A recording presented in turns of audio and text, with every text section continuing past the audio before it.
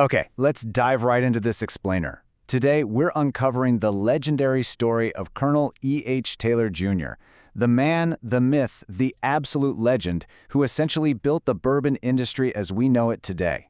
We are going to explore exactly how he took American bourbon from this rugged, super inconsistent trade and completely transformed it. He turned it into a standardized art form and, amazingly, into a true adventure and destination trip. So the crucial takeaway right up front is that Taylor isn't just some dusty historical footnote.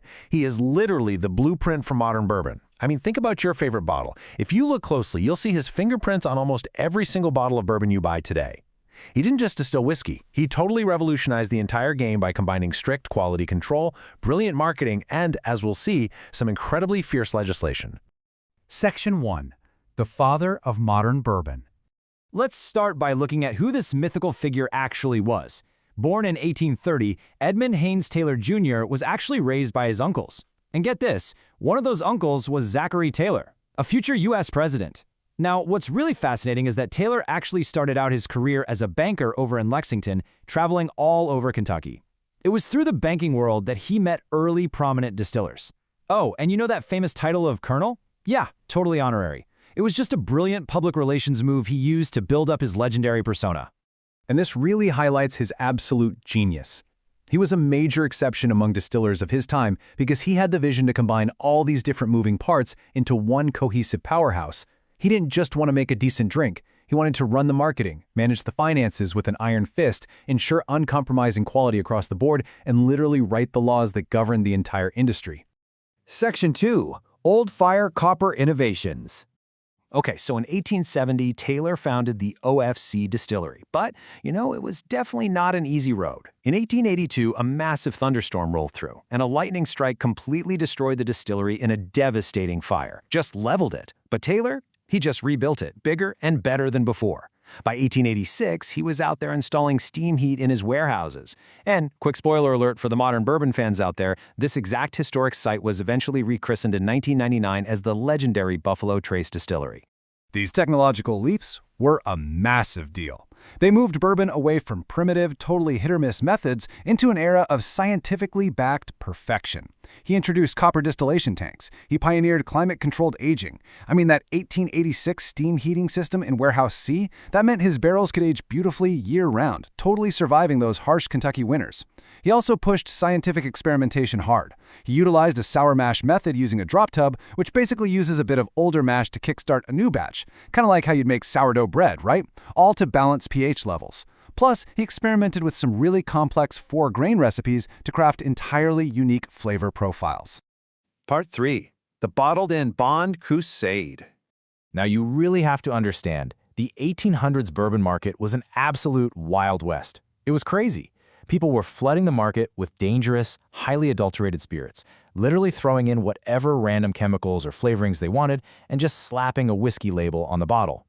To combat these fraudsters and make sure people were actually drinking something safe, Taylor fiercely lobbied the federal government to step in and protect the consumer's glass. All of that intense lobbying finally paid off with the Bottled in Bond Act of 1897. This strict set of rules basically became the very first real consumer protection law for spirits in America. It was a game changer. If a bottle claimed to be bottled in bond, it had to follow 3 unbreakable rules. It had to be from one distiller at one distillery in one single season.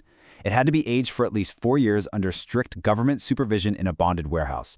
And it had to be bottled at exactly 100 proof, meaning exactly 50% alcohol. No exceptions. His absolute demand for total transparency was built right into the calendar itself with the distillation season requirement. It had to be a strict 6-month window, either spring from January through June or fall from July through December. This specific definition entirely stopped distillers from blending older, cheaper whiskeys with new ones across different years. It ensured that you, the consumer, knew exactly when, where, and how your whiskey was made. It was literally a pure, chronological snapshot in a bottle. Section 4. Inventing the Bourbon Destination. Okay, this is where things get really fun.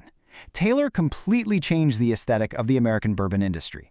Back then, your typical 19th century distillery looked pretty much like a primitive industrial sawmill just sitting out in a thicket somewhere. Not exactly inviting. But Taylor's vision? He imagined a majestic medieval-style limestone castle. He created the very first destination distillery. He wanted to completely awe and impress his visitors, turning what was just a factory into an absolute must-see adventure. Built in 1887, his Old Taylor distillery was an absolute masterpiece. Just imagine walking up to actual crenellated battlements and turrets, strolling through these lush, sunken European botanical gardens, maybe hanging out by a koi pond. He even had a classical peristyle, which is this stunning columned pavilion built right over a keyhole-shaped limestone spring. He hosted these incredibly lavish Kentucky Derby parties there, and get this, he even handed out complimentary miniature 10th pint souvenir bottles to his guests. He was out there inventing bourbon tourism over a century before it became the massive industry trend it is today. Part 5. Financial Ruin and Rebirth. But as we know, even legends have their downfalls. Despite his undeniable genius, Taylor found himself in some really deep financial trouble, starting as early as 1871. By 1877, things had gotten so bad he had to officially declare bankruptcy. And this led to a truly stunning reality. The visionary actually lost control of his own crowning achievement, the OFC distillery, to a man named George T. Stagg. Now, they did try to make a partnership work for a while, but they ultimately dissolved it in 1887, which forever altered the path of that historic site. And what about his beloved 1887 castle? Well, Prohibition came along and forced its closure in 1920. While it did have a couple of brief resurrections over the years, by 1972 this magnificent architectural marvel was just completely abandoned. It literally devolved into a crumbling, overgrown snake pit. Seriously, for over 40 years the beautiful gardens rotted away, the roofs caved in, and the Colonel's legacy just sat there totally silent in the Kentucky overgrowth. But thankfully, the story doesn't end in ruins. Fast forward to 2014. Two investors, Will Arvin and Wes Murray, decided to purchase the 82-acre site and launched a massive $30 million restoration project. The property was so wild and overgrown, they actually had to use machetes just to clear a walking path, but they put in the work. They painstakingly restored those sunken gardens, brought in gleaming new copper stills, and finally, beautifully, reopened the site as Castle & Key Distillery in 2018. The castle lives again. Section 6. The Modern Trademark Battle. So, because of all this history, we are now left with a pretty massive corporate split. Over at Buffalo Trace, the parent company, Sazerac, legally owns the trademarks for Old Taylor and Colonel E.H. Taylor. They own the myth, the name, and the famous bourbon line you see on shelves. But the new group, Peristyle LLC, who operates as Castle & Key, well, they literally own the bricks, the botanical gardens, and the actual physical castle that Taylor built by hand. And, as you might guess, this inevitably led to a massive United States District Court showdown. Sazerac sued the new castle owners for trademark infringement. Their argument? They claim that by referencing the property as the former Old Taylor Distillery during all their massive renovation hype, Castle & Key was illegally capitalizing on Sazerac's trademarked brand name. Well, the judge eventually issued a really fascinating ruling. The court actually granted summary judgment in favor of the castle's new owners. The judge basically stated that simply referencing a historical fact, the absolute reality that Colonel Taylor actually built that specific property back in 1887, is not trademark infringement. The law allows Sazerac to protect its modern bourbon brand, absolutely, but it also allows the new distillery to openly celebrate the true, factual history of the very stones they are standing on. It really leaves us with a fascinating final thought to ponder. The next time you pour yourself a glass of bourbon, does the soul of a legend live in the legal rights to his trademarked name, safely printed on a modern label? Or does it live in the limestone walls, the keyhole spring, and the majestic castle he built by hand? Colonel E.H. Taylor Jr. was a man so incredibly large, it seems it literally takes two separate empires today just to contain his legacy. Thanks so much for exploring the blueprints of bourbon with me, and as always, keep questioning what's behind the label.